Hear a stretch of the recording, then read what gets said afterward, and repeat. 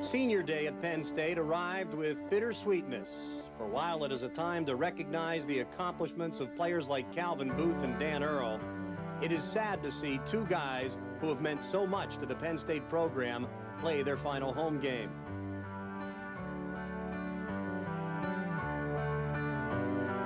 Booth and Earl are both members of Penn State's all-time top 10 scoring list. Earl has been all Big Ten and has battled through physical problems with his back and his knees. Booth has been the Conference Defensive Player of the Year and is the Big Ten's all-time leader in block shots. Their final regular season challenge was formidable, with 10th-ranked Ohio State visiting. And while they will be missed as basketball players, they will really be missed for the way they represented the university, with class and dignity on and off the court. And those seniors would not go gently.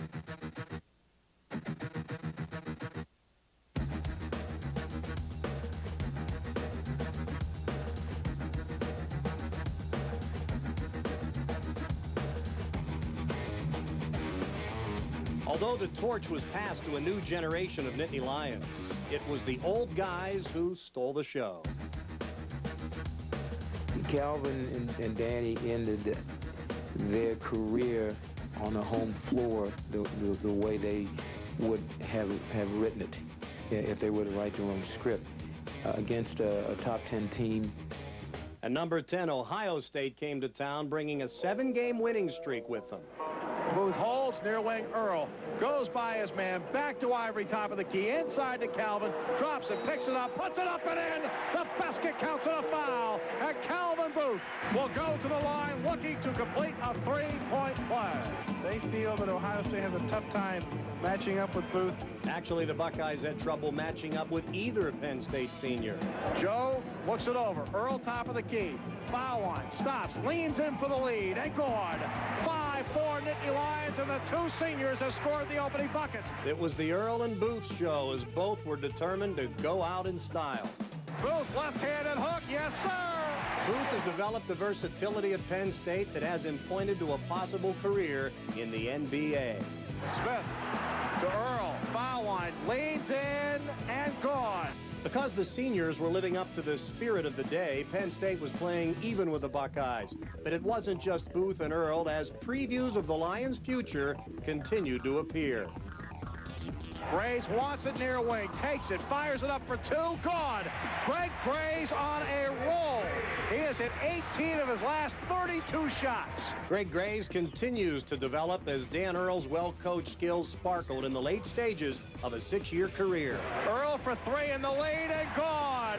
Earl's long-range accuracy demonstrated why he's second on the Lions' all-time tray list, but Penn State was also ready for the rough stuff inside. Earl wants it, takes the top of the circle, back to Ivory. Shot clock at 15. Booth backs in, up with the right hand and gone. What a great job by Calvin Booth. The basket counts and a foul. That's a strong move, just backing Reese down into the paint that time. They bumped a couple of times. Calvin was strong with the ball and picked up the foul and the bucket. But all the Lions' inside points didn't come with physical play. Some came with grace and speed, as Greg Gray showed how to live in the lane fast, and he wasn't the only one. Ivory through the lane, slices through, lays it up and in.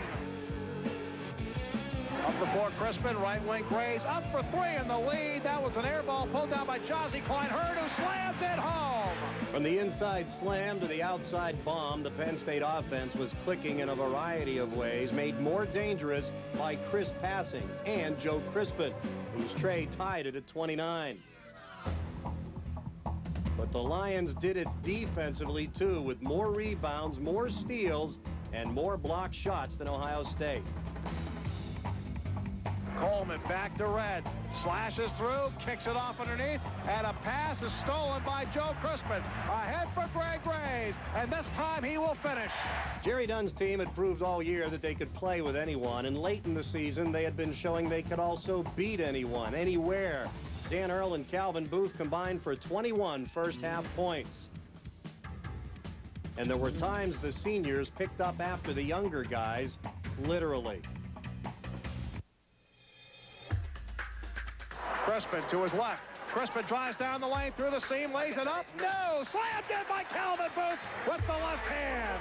Calvin Booth had a dynamite half with 12 points to go along with 5 boards and 2 blocks, and he was a big reason Penn State trailed the number 10 team in the country by just a point. One of the great things about Jerry Dunn coach teams is that they always seem to improve as the season goes on, playing their best at the end. It happened in last year's run to the NIT Finals, and it seems to be happening again this season.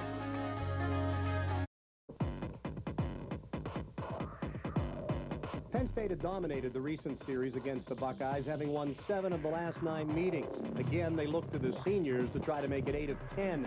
They needed to be 1 basket better than Ohio State in the second half to pick up a win. Top of the key, Booth. Ivory, top of the circle, looks inside. Earl, top of the key, into Calvin, backs in, spins, up with the right hand and good. The Nittany Lions retake the lead. 8th on Penn State's all-time scoring list, Booth has an agility around the hoop not often seen among the game's big men. Yet he is just as happy to set one up. Top of the key, Booth, backdoor cutter, Earl lays it up and in. A little roll reversal there as big man hits guard on the cut to the bucket. Joe Crispin had been kind of quiet in the first half, but caught fire in the second. He would pop in 16 points in the half, tying the game at 45 while just beating the shot clock with this 3. Red spins in the lane, up over Jackson, no. Rebound deflected. Ohio State has it, up, no, and gone. Ohio State hadn't reached the top 10 without playing well on the road, but Joe Crispin was determined to ruin this Buckeye trip. He nailed 4 second-half trays, and his success was becoming contagious among the rest of the Nittany Lions. Penn State looks for the lead. Crispin to the right wing. Crispin near corner Ivory. Open three-pointer. Yes! That time he got the good look off the transition from Crispin, and Penn State responding with back-to-back buckets. The Nittany Lions had led the Big Ten for much of the year in three-pointers, and they were giving a clinic in outside shooting. Right wing Graves back to Joe, up for 3, and good again! He knew it. As soon as he let it go, he began retreating. That's a deep 3 from NBA range. Suddenly, Crispin couldn't miss from anywhere, and when Ohio State tried to keep up, it proved to be an impossible task. 12 minutes left in the game. Penn, NBA 3 is no good. Rebound by Ohio State, but Crispin slapped it away and stole it. Crispin near sideline. Crispin weaving his way through traffic. Stops at the foul line. Back to Booth. To Crispin left wing. Earl, far corner for 3. It's good! The sellout crowd of more than 15 grand was loving it, and Dan Earl was making his final home game a memorable one, but the stubborn Buckeyes showed why they had only 3 Big Ten losses. But Earl's outside shooting and Booth's inside dominance gave Penn State the lead Earl, with 8 minutes to go. With the dribble. Sets it up now for the Nittany Lions with 15 to shoot. Graves, elbow, inside the Booth, catches, controls, slams it home. The Nittany Lions on an exclamation point retake the lead. A year ago, Calvin made the all-NIT team, but it would take more than offense. And defensively, Penn State was up to the challenge. Down to the bucket, kicks it off, Graves gets the steal. Graves runs with Earl and Heard. Graves to Earl. Earl up with the shot and goal. Graves and Earl in transition was pretty to watch, but so was Crispin. Triggers the inbounds pass far corner. Crispin for 3 and good. Crispin was automatic from everywhere, and the ball just seemed to be following him around.